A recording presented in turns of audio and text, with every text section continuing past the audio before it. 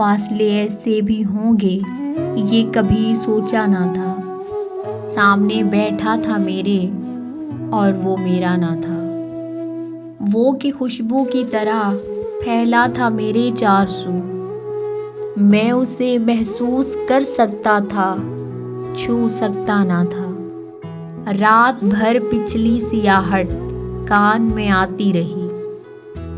झांक कर देखा गली में कोई भी आया ना था।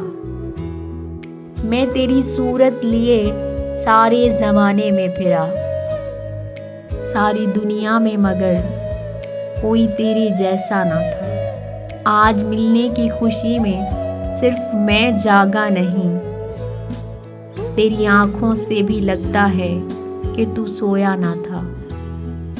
ये सभी वैरानियाँ उसके जुदा होने से थीं।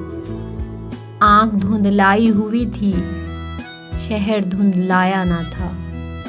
सैकड़ों तूफान लफ्ज़ों में दबे थे ज़ेरे लब। एक पत्थर था खामोशी का कि जो हटता ना था।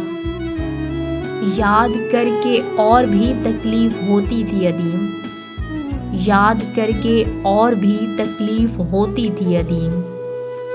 भूल जाने के सिवा अब कोई भी चारा न था।